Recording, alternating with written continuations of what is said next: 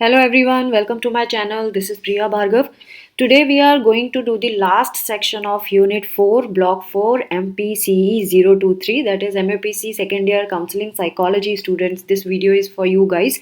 As you are seeing that this is pink highlight, that means it has already come in the examination, and in future also probability of getting this question is quite high.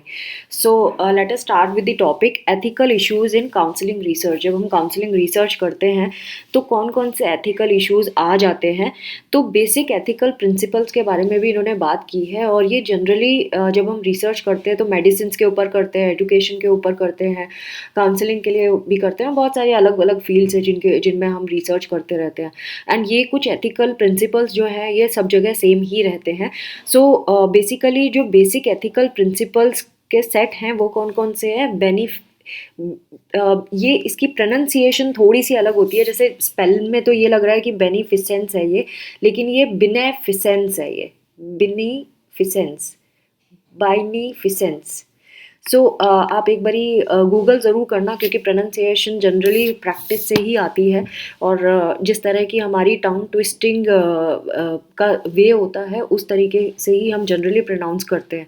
सो बिनेफिसेंस, इसका meaning होता है acting to enhance client wellbeing. हम इस तरह से work करते हैं कि हमारे क्लाइंट्स को हमेशा अच्छा रहे, हमारे क्लाइंट्स के लिए सब कुछ अच्छा हो, उनकी वेलबींग के लिए हम एक्ट करते हैं, उसे बिनेफिसेंस कहते हैं। नॉन मेलीफिसेंस, कैसे लग रहा है मेलीफिसेंस है ये, लेकिन ये मालेफिसेंस है। So non मालेफिसेंस। सो इसका क्या मतलब होता है नॉन मालेफिसेंस का? इसका मतलब होता है avoiding doing harm to clients. आप कोशिश करेंगे कि आप क्लाइंट को कोई हार्म ना पहुंचाएं। थर्ड वाला जो टर्म है वो है ऑटोनॉमी। ऑटोनॉमी का क्या मतलब होता है? Respecting the right of the person to take responsibility for himself और हर सेल्फ। कि जब क्लाइंट अपने हर एक्टिविटी का खुद रिस्पॉन्सिबिलिटी लेता है, इंसान जो भी अपने लिए कर रहा है वो जिम्मेदारी से करे कि हाँ मैं इस चीज़ की जिम्मेदारी लेता हूँ कि मैंने ऐसा किया, रादर किसी और के ऊपर डाल देना कि आपने कहा था इसीलिए किया।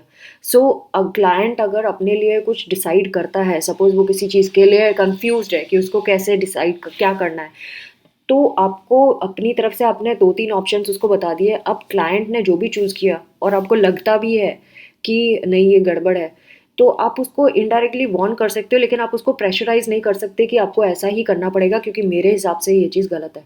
सो वो रेस्पेक्ट देना क्लाइंट को कि वो जो चाह रहा है और उसने जो चॉइसेस में से एक चूज़ किया है वो उसका राइट है ऐसा करना। वो अपनी ज़िम्मेदारी ले रहा है उस चीज़ को करने का और उसके लिए आप ज़िम्मेदार नहीं हो। सो वो ऑटोनॉमी में आ जाता है। एंड फिडेलिटी होता है treating everyone in a fair and just manner. आप सबको बराबरी से ट्रीट करें, आप उनके कास्ट, क्रीड, जेंडर को देखते हुए उनके साथ बुरा व्यवहार ना करें, उनके साथ इक्वालिटी का बिहेवियर करें। सो सबको एक जैसा ट्रीट करना और सबसे न्यायपूर्वक रहना, उसको फिडेलिटी कहते हैं। तो ये 4 पॉइंट्स थे। कौन कौन सी थी? बिनेफिसेंस, नॉन मेले मेलिफिसेंस, and then autonomy and fidelity. Maybe I am still pronouncing it wrong. I try to learn it, but I am thinking that आगे मुझे जैसे ही टाइम मिलेगा मैं इसके शॉर्ट्स भी बनाऊंगी जिसमें इनकी प्रोनाउंसिएशन पे मैं वर्क करूंगी।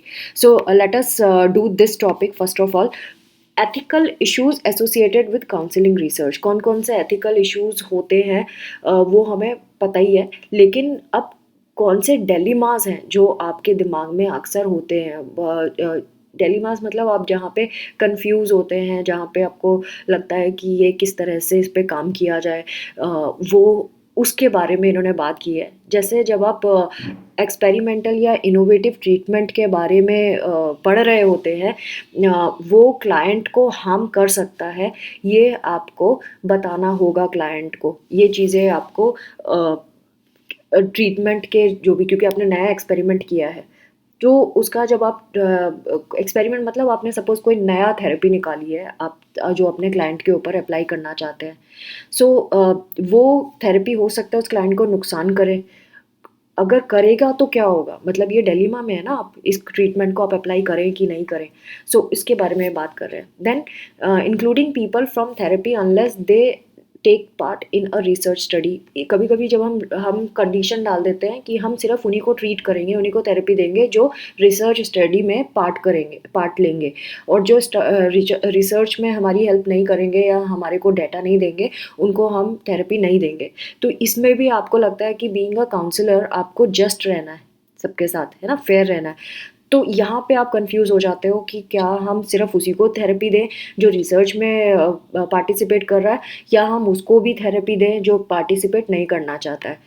थर्ड पॉइंट है compromising the confidentiality of the client counsellor relationship by making recordings of the session that may subsequently be heard by several members of the.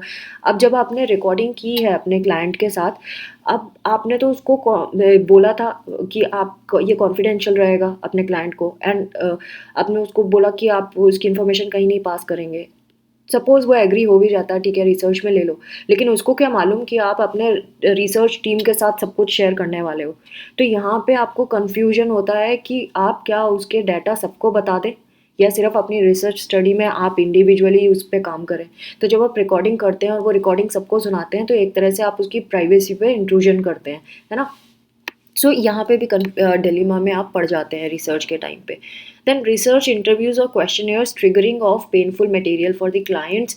Clients जब अपने बारे में बताते हैं तो कुछ ऐसी चीज़ें भी होती हैं, जब क्वेश्चनियर होता है, क्वेश्चंस पॉइंट जिसमें उसको आंसर देना होता है, या इंटरव्यू जब आप ले रहे होते हैं, वो बार बार अगर कोई सपोज पीटीएसडी का केस है, पोस्ट ट्रोमेटिक स्ट्रेस डिसऑर्डर का केस है, जहाँ पे कोई एक्सीडेंट का केस है। अब आप उससे पूछेंगे एक्सीडेंट क्या हुआ, कैसे हुआ, आपको कैसा फील हुआ, बार बार उखाड़ेंगे तो ऑब्वियसली वो पेनफुल सिचुएशन है। तो क्या आपको उसको बार बार दर्द देना चाहिए या नहीं देना चाहिए, अगेन डिलेमा वाली बात हो गई, है ना। एंड देन नेक्स्ट है counsellor in research studies feeling self conscious और anxious and as a result not functioning at their best for client.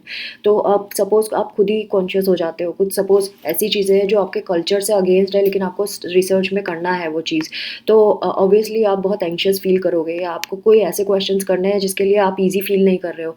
तो जब आप कॉन्शियस रहोगे, एंशियस रहोगे किसी चीज़ को लेकर, तो ऑब्वियसली आप रिजल्ट नहीं आप परफॉर्म नहीं कर पाओगे, एंड अपने क्लाइंट को बेस्ट ना थेरेपी दे पाओगे, ना ही उससे उसका असेसमेंट कर पाओगे। सो ये यहाँ पे भी आपको सोचना पड़ेगा कि क्या आपको इस बात को कंसीडर करना चाहिए, अपने कल्चर को बीच में लाना चाहिए, आपको कॉन्शियस होना चाहिए कि नहीं। एंड अगर आप एंशियस हैं किसी चीज़ को लेकर, तो आपको पहले खुद को ट्रीट करना पड़ेगा before doing justice with your clients. Next is using archival information from clients without their consent. Client को बताए बिना उनके जो रिकॉर्ड्स आपके पास रखे हुए थे, केस रिकॉर्ड्स, वो आपने यूज़ कर लिया किसी और पर्पस के लिए, कहीं और एक स्टडी में तो आपने यूज़ किया, लेकिन बाकी जगह पे भी कर लिया और क्लाइंट से कॉन्सेंट नहीं लिया, उसकी परमिशन नहीं ली। Then next, unconsciously manipulating therapy process or the content to produce results that conform to a research hypothesis। अब आपके पास जो content है, आपका जो थेरेपी प्रोसेस है, उसको खुद ही आपने गलती से मैनिपुलेट कर लिया, या आपको पता ही नहीं है कि आप उसको मैनिपुलेट कर रहे हो, ऑल बिकॉज आपकी जो हाइपोथेसिस है उसके अकॉर्डिंगली आपकी स्टडी हो जाए। तो आपने थोड़ा बहुत 19-20 कर दिया, और आपको लगा हाँ ये बात तो सेम ही है, बात तो सेम ही है करके आपने सब कुछ कर दिया, और वो अनकॉन्शियसली हुआ है क्योंकि आपको लग रहा है कि बात तो सेम है, लेकिन बात सेम नहीं है एक्चुअली। सो ऑल बिकॉज आपका दिमाग कहाँ पे है कि आप अपनी हाइपोथेसिस को किसी तरह से राइट करना चाहते हो, तो उस टाइम पे आप मैनिपुलेट कर देते हो डाटा को। तो आपको करना चाहिए कि नहीं करना चाहिए, अगेन सोचने की बात है। किसी का प्रोजेक्ट, किसी का पीएचडी अटका हुआ है, उसके पास आखिरी साल है, तो ऑब्वियसली वो कुछ भी करेगा करने के लिए। सो तब वहाँ पे आपका दिमाग इन चीज़ों में ज़्यादा चला जाता है। Next is possibility of कोर्सिंग rising from asking a current client to take part in a research study conducted by their therapist। उन्होंने ज़बरदस्ती करना अपने क्लाइंट से, ये बोलना कि भाई तुम्हारा थेरेपिस्ट को एक रिसर्च स्टडी करनी है, तो आप इस पे पार्टिसिपेट करो। तो जो आपका क्लाइंट है, क्योंकि उसको थेरेपिस्ट से बहुत फ़ायदा हो रहा है, तो वो पार्टिसिपेट नहीं करना चाहता, लेकिन वो मजबूर हो गया है करने के लिए, क्योंकि आप उससे ज़बरदस्ती कर रहे हो, बार बार बोल रहे हो। तो वो शर्मिंदगी महसूस करता है और आपके लिए मजबूरन हाँ कर देता है, जबकि वो एक्चुअली नहीं पार्टिसिपेट करना चाहता। ये उस कैटेगरी की बात आ जाती है। तो क्या आपको अपने क्लाइंट को मजबूर करना चाहिए, even if that client doesn't want to leave the therapist, और because that therapist is very good but that client is not willing to participate in the studies. So ये वाला चीज़ डिलेमा वाली बात आती है। Now coming to informed consent, अगर आप देखें तो आज का वीडियो बहुत इंपॉर्टेंट है, सारे टॉपिक्स इंपॉर्टेंट है। इन्फॉर्म्ड कॉन्सेंट ये अलग से ही आ जाता है 3 मार्कर में। इन्फॉर्म्ड कॉन्सेंट का क्या मतलब होता है कि आपने अपने क्लाइंट को सब कुछ बताया है इससे पहले कि आप उसके ऊपर स्टडी करें। सो जो सबसे इम्पॉर्टेंट जो स्ट्रेटजी होती है एथिकल डिलेमास से डील करने के लिए, एथिकल डिलेमास ऊपर थे है ना, क्या कहाँ आप गलतियाँ करते हो, गड़बड़ करते हो, उससे डील करने का सबसे बढ़िया तरीका होता है कि आपकी स्टडी में जो पार्टिसिपेंट है उनको पूरी इन्फॉर्मेशन दी जाए रिसर्च प्रोसीजर के बारे में, क्या क्या रिस्क हो सकती हैं इस रिसर्च में, और उनके ऊपर क्या नेगेटिव कॉन्सिक्वेंसेस आ सकते हैं, पार्टिसिपेंट के ऊपर क्या नेगेटिव इफेक्ट हो सकता है, और क्या वो अपनी पर्सनल रिस्पॉन्सिबिलिटी लेंगे अगर उनके ऊपर नेगेटिव कंसिक्वेंसेस आएंगे। ये सारी चीज़ें आपको पार्टिसिपेंट को बतानी पड़ेंगी। बहुत सारी रिसर्च स्टडीज़ होती हैं जहाँ पे पार्टिसिपेंट को पूरा जो कॉन्सेंट फॉर्म होता है उसको रीड करने के लिए बोला जाता है, साइन करने के लिए बोला जाता है, और उसमें कौन कौन सी चीज़ें इंक्लूडेड होती हैं वो ये हैं। अगर आप देखें यहाँ पे इन्होंने बताया है, मुझे थोड़ा सा शीट शिफ्ट करनी होगी। ओके, सो आपको कॉन्सेंट फॉर्म में ये चीज़ें डालनी होगी, name, address and contact number of the person carrying out the study. जो आपके पास जो पार्टिसिपेंट के पास स्टडी के लिए डॉक्यूमेंट लेके जाता है, क्वेश्चनेयर लेके जाता है पार्टिसिपेंट से पूछने के लिए, क्लाइंट से पूछने के लिए, सपोज आप हैं वो, तो आपको अपना नाम, एड्रेस और कॉन्टैक्ट नंबर लिखना पड़ेगा। मतलब काउंसलर को अपना, सपोज काउंसलर ही स्टडी कर रहा है उस पर्टिकुलर टॉपिक पे, तो काउंसलर को अपना नाम, एड्रेस और कॉन्टैक्ट नंबर उसमें लिखना पड़ेगा। अगर अप्रोप्रिएट है तो आपके जो सुपरवाइज़र हैं, मतलब जिसके गाइड होते हैं, जो प्रोजेक्ट के गाइड होते हैं, उनका नाम भी आपको इंक्लूड करना पड़ेगा, डिटेल से इंक्लूड करने पड़ेंगे। नेक्स्ट इज़ आपको डिस्क्राइब करना पड़ेगा स्टडी का एम क्या है। नेक्स्ट इज़ आपको इन्फॉर्मेशन उस पूरे प्रोसीजर की देनी पड़ेगी जो आप कैरी आउट करेंगे, एंड पार्टिसिपेंट की से आपको क्या क्या चाहिए, पार्टिसिपेंट की क्या क्या इन्फॉर्मेशन चाहिए वो भी आपको लिखना पड़ेगा। आपको पोटेंशियल जो रिस्क है पार्टिसिपेंट्स के ऊपर रिस्क आ सकती है वो भी आपको डिस्क्राइब करना होगा उसमें फॉर्म में। और जो जो आप इनकी कॉन्फिडेंशियलिटी को इंश्योर करने के लिए मेजर्स लेंगे, मतलब आप इनकी प्राइवेसी को बचाने के लिए आप जो भी एक्शंस लेंगे वो भी आपको बताना पड़ेगा फॉर्म में। और क्या क्या डाटा के ऊपर किया जाएगा, जो भी आप डाटा कलेक्ट करेंगे उसके ऊपर आप क्या क्या काम करेंगे, वो भी इंफॉर्मेशन आपको डालनी पड़ेगी कंसेंट फॉर्म में। Now statement about the right to withdraw from the study at any time. जैसे मैंने बताया कि जो पार्टिसिपेंट है वो कभी भी इस स्टडी से विदड्रॉ कर सकता है, मतलब अपना नाम वापस ले सकता है, और कभी भी स्टडी के बीच में भी छोड़ के जा सकता है जहां उसको लगता है कि नहीं, that participant is not safe, तो पार्टिसिपेंट कभी भी स्विच कर सकता है, विदड्रॉ कर सकता है स्टडी से। नेक्स्ट जो पॉइंट आपको कॉन्सेंट फॉर्म में डालना पड़ेगा वो है name, address and contact number of those professional associations जहाँ पे पार्टिसिपेंट कंप्लेन कर सकता है, या पार्टिसिपेंट को कहीं सिक्योरिटी का डर लगता है या कॉन्फिडेंशियलिटी का डर लगता है, तो वो प्रोफेशनल एसोसिएशन को अप्रोच कर सकता है इस बारे में कभी भी पार्टिसिपेंट को जब भी कोई इशू हो। ये भी कॉन्सेंट फॉर्म में हमें डालना पड़ता है। नेक्स्ट इज़ जो स्टडी जब ख़त्म हो जाती है तो आपने डीब्रीफिंग का क्या अरेंजमेंट किया है उसके बारे में भी आपको बताना पड़ेगा। अब डीब्रीफिंग का क्या मतलब है? डीब्रीफिंग का मतलब ये है कि आपने स्टडी क्यों की थी, आपने उसका इन्फॉर्मेशन क्यों लिया था, क्या आपने उससे झूठ बोल के इन्फॉर्मेशन लिया था उसका पार्टिसिपेंट का, और इस स्टडी का क्या बेनिफिट हो गया, वो सारी चीज़ें भी आपको मेंशन करनी पड़ेगी। वो होता है डीब्रीफिंग। आपको लास्ट में ओवरऑल आउटपुट आप इनको पार्टिसिपेंट को बताना पड़ेगा। तो पार्टिसिपेंट को जो कॉन्ट्रैक्ट की कॉपी है, एक कॉपी आपको पार्टिसिपेंट को देनी पड़ेगी जिसमें दोनों पार्टीज का सिग्नेचर होगा, पार्टिसिपेंट का भी और जो स्टडी कंडक्ट कर रहे हैं उन दोनों का भी सिग्नेचर होगा। तो ये पूरा कॉन्सेंट फॉर्म का डिटेल है जो जो डालना पड़ता है और पार्टिसिपेंट को क्या क्या मिलना चाहिए। कभी कभी ये पेड भी होता है, यानी participant can charge for the study. Next is ensuring confidentiality, this is also important topic, pink highlight है जैसे कि। सो आप कैसे अपने क्लाइंट की, अपने पार्टिसिपेंट की कॉन्फिडेंशियलिटी को बचा सकते हो। सपोज़ आप बचाना चाहते हो, लेकिन आपके पास भी तो पता होना चाहिए ना आपको कैसे बचाना है उसकी डिटेल्स को।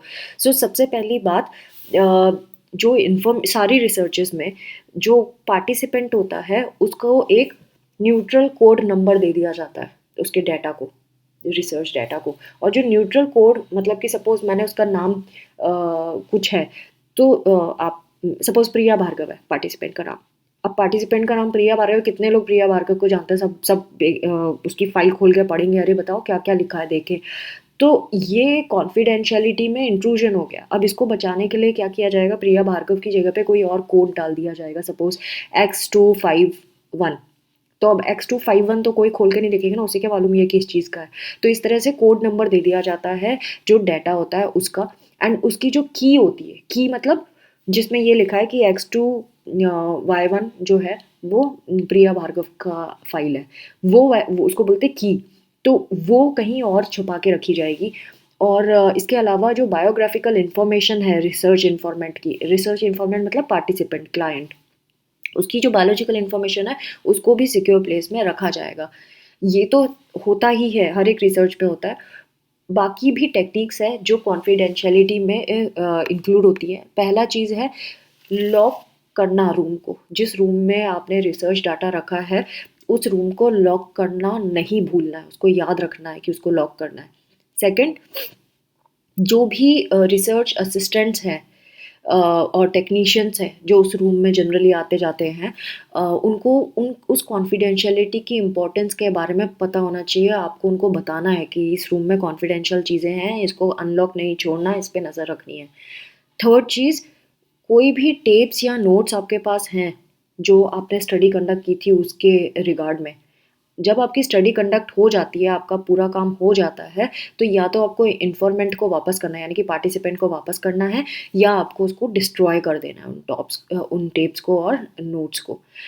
नेक्स्ट इज़ कोई भी इंफॉर्मेशन जो ये डिस्क्लोज करती है कि कौन बंदा था, क्या था, उस इंफॉर्मेशन को आपको रिपोर्ट से हटाना पड़ेगा। अगर आपको ऐसा लगता है कि अगर ये वाली इन्फॉर्मेशन इस रिपोर्ट में रहती है तो इन्फॉर्मेंट को नुकसान हो सकता है, कुछ प्रॉब्लम आ सकती है, तो आपको वो ओमिट करना पड़ेगा। ओमिट मतलब मिटाना पड़ेगा, हटाना पड़ेगा। सपोज़ अगर रिसर्च पार्टिसिपेंट है कि और वो देख रहा है कि रिसर्चर जो है वो उसकी जो भी डाटा है, जो भी स्टडी के लिए डाटा कलेक्ट किया था, उसको संभाल के रख पा रहा है, बहुत अच्छे से उसकी कॉन्फिडेंशियलिटी को सिक्योर कर रहा है। जब पार्टिसिपेंट को ये पता होता है, भरोसा होता है, मतलब ट्रस्ट होता है रिसर्चर के ऊपर, तो पार्टिसिपेंट विलिंगली, ओपनली, ऑनेस्टली बहुत चीज़ें बता देते हैं, बहुत खुल के बता देते हैं इन्फॉर्मेशन। सो जो कॉन्फिडेंशियलिटी है ये ऑनलाइन कुछ स्टडीज़ की गई। अब ये तो मैंने ओवरऑल रिसर्च में क्या होता है वो बता रही हूँ। अब जो रिसर्चेज़ हैं ऑनलाइन थेरेपी, क्योंकि हम ई काउंसलिंग के बारे में बात कर रहे थे इस यूनिट में, तो ई काउंसलिंग ऑनलाइन थेरेपी है, उसके ऊपर बहुत सारी रिसर्चेज़ हुई। तो कॉन्फिडेंशियलिटी के ऊपर क्या क्या रिसर्चेज़ कहती है, बहुत सारी स्टडीज़ ये कहती है कि जो कॉन्फिडेंशियलिटी है ये मेजर इशू होता है जब ऑनलाइन थेरेपी दी जाती है। एक शांति वीरम करके 2004 में इन्होंने स्टडी की थी। इन्होंने ये बताया कि जो क्लाइंट की आइडेंटिटी है उसको वैलिडेट करना, और कोई भी कंप्यूटर को एक्सेस कर सकता है ना, जिसका और मैसेजेस को प्रिंट भी कर सकता है, और बैकअप सिस्टम जो होता है उससे भी इंफॉर्मेशन निकाली जा सकती है। एंड इवन अगर आप बैकअप करते भी हो तो बैकअप से आप बहुत सारी डिलीटेड इंफॉर्मेशन भी एक्सट्रैक्ट कर सकते हो, जो आपने चैट पे तो डिलीट कर दी, जैसे कि ईडी वाले करते हैं। अगर आपने देखा होगा जिनके ऊपर छापे पड़ते हैं पैसों को लेकर, या जो ड्रग एडिक्शन के केसेस होते हैं, अभी न्यूज़ में भी रिसेंटली था, तो वो क्या करते हैं, मैसेजेस जो व्हाट्सएप पे मैसेजेस थे उनको एक्सट्रैक्ट कर लेते हैं। तो वो बैकअप सिस्टम से ही एक्सट्रैक्ट कर पाते हैं, ऐसे अगर सामने से डिलीट कर दिया किसी ने मैसेज। तो शांति वीरम यही कहते हैं कि ऐसी चीज़ें पॉसिबिलिटी है तो ऑनलाइन थेरेपी को हम कैसे सिक्योर माने। चेस्टर एंड ग्लास ने 2006 में उन्होंने ये बोला, कोई भी ऐसी सिचुएशन नहीं है कि आप फेस टू फेस में कॉम्प्रोमाइज़ नहीं होती, मतलब अगर ऑनलाइन में होती है तो उतनी ही risk face to face therapy में भी है। एंड अगेन फाइलिंग कैबिनेट्स जहाँ पे फाइल्स रखी जाती हैं उस वो अगर अनलॉक छूट गया या वॉल्स पतली हैं तो वहाँ से भी चोरी की जा सकती है। मतलब इक्वल चांसेस हैं दोनों से कॉन्फिडेंशियलिटी को कॉम्प्रोमाइज़ होने का। सो ऑनलाइन इनका ये भी कहना है कि ऑनलाइन कम्युनिकेशन जो होती है वो ज़्यादा सेफ होती है क्योंकि आप पासवर्ड प्रोटेक्टेड रख सकते हो, है ना। ईमेल को भी अगर कोई घुसने की कोशिश करता है उसमें भी सिक्योरिटी रिस्क तो होती है, लेकिन अगर आप थोड़ा सा एन्क्रिप्शन वगैरह का भी सिस्टम होता है ऑनलाइन, तो उन सब चीज़ों को जो बहुत सारे सिक्योर सिस्टम्स हैं उनको हम यूज़ करके प्रोटेक्ट कर सकते हैं डाटा को। बहुत सारे ऑर्गेनाइजेशन हैं जो अलग अलग सालों में ईयर्स में इस्टेब्लिश हुए थे, तो वो कौन कौन से हैं उनके बारे में बात करेंगे और उन्होंने मेंटल हेल्थ प्रोफेशनल्स और टेक्नोलॉजी ऑनलाइन टेक्नोलॉजी के बारे में क्या बहुत काम भी किया है। जैसे कि international society of mental health online वो 1990s में पहली बार इस्टेब्लिश हुई थी, सो दैट ऑनलाइन टेक्नोलॉजी को यूज़ किया जाए मेंटल हेल्थ प्रोफेशनल द्वारा। और इसके लिए गाइडलाइंस भी पब्लिश की गई थी रिगार्डिंग एथिकल ऑनलाइन काउंसलिंग। ये किसने पब्लिश की थी गाइडलाइंस? ये की थी अमेरिकन साइकोलॉजिकल एसोसिएशन 1997। मतलब आप सोचो कितने टाइम पहले ऑनलाइन काउंसलिंग के बारे में एक आइडिया आया था और अब ये इतना ज़्यादा फ्लरिश्ड है, लोग ऑनलाइन सेशंस लेते हैं। तो इतने सालों पहले की मेहनत अब रंग ला रही है, ऑलमोस्ट 30 ईयर्स। सो जो अमेरिकन काउंसलिंग एसोसिएशन है उन्होंने 1999 एंड 2005 में British association of counselling and psychotherapy इन्होंने भी गाइडलाइंस पब्लिश की थी एथिकल ऑनलाइन काउंसलिंग के ऊपर। जो ऑस्ट्रेलियन साइकोलॉजिकल सोसाइटी है उन्होंने भी गाइडलाइंस पब्लिश की हैं 2004 में, जो सिर्फ जो इस एसोसिएशन के मेंबर्स हैं उन्हीं के लिए ही अवेलेबल है। तो देखिए कितने सारे अलग अलग कंट्री के ऑर्गेनाइजेशंस हैं और कितना काम कर रहे हैं इसके ऊपर। So friends, this was all about unit 4 and we are done with the MPCE 023। पूरा सिलेबस कंप्लीट करवा दिया मैंने।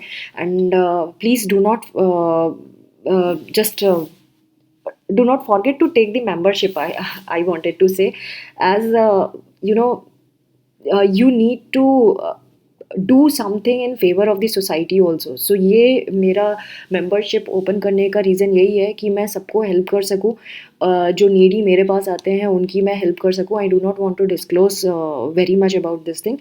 So अगर आप मुझे इसमें support करते हैं तो please membership लें, क्योंकि 50% syllabus मैंने public किया है and 50% मैंने membership के लिए डाला है। So प्लीज़ अगर आप फेवर कर सकते हैं तो प्लीज़ करें, ये मेरी रिक्वेस्ट है। And do not forget to subscribe, share and like my videos and do comment. I would love to see your comments. Thank you, take care, bye bye.